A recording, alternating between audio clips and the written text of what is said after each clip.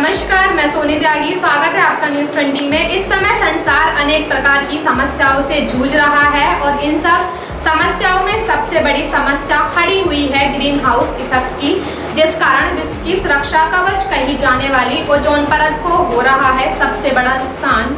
विश्व में बढ़ रहे तापमान का ही असर है कि विश्व को आज इस ओजोन परत को बचाने की मुहिम चला रखी है और विश्व भर में 16 सितंबर को वर्ल्ड ओजोन डे के रूप में मनाया जाता है।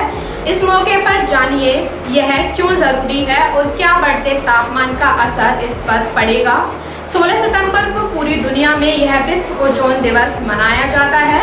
जीवन के इस दिन ऑक्सीजन से ज्यादा जरूरी ओजोन है और मुख्यतः इस दिवस का आयोजन करने की वजह यह है कि ओजोन परत के बारे में लोगों को जागरूक करने के साथ ही इसे बचाने के समाधान को भी ध्यान में रखना चाहिए।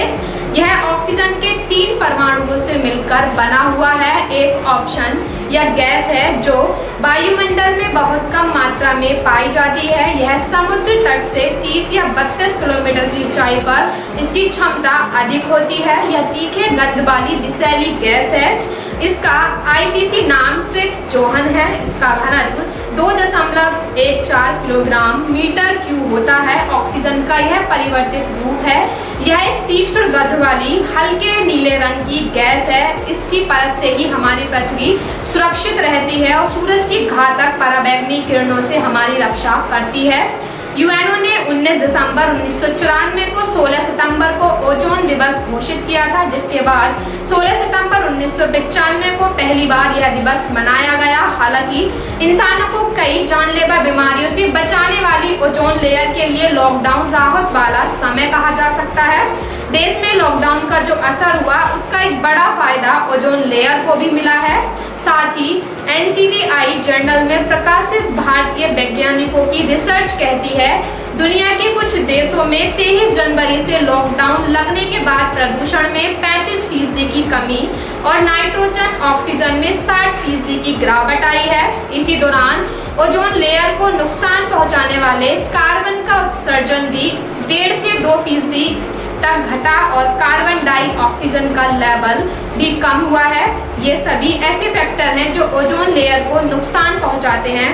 इसी साल अप्रैल महीने की शुरुआत में ओजोन लेयर पर बना सबसे बड़ा छिद्र अपने आप ठीक होने की खबर भी आई है।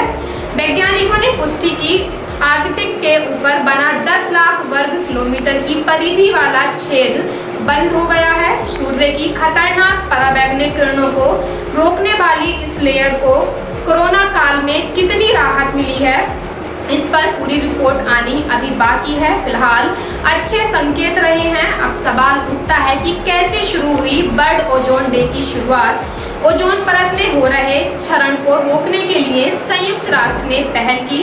कनाडा के मॉन्ट्रियल में 16 सितंबर 1987 को कई देशों के बीच एक समझौता हुआ जिसे मॉन्ट्रियल प्रोटोकॉल कहा जाता है। इसकी शुरुआत 1 जनवरी 1989 को हुई। इस प्रोटोकॉल का लक्ष्य वर्ष 2050 तक ओजोन परत को नुकसान पहुंचाने वाला रसायनों को कंट्रोल करना था।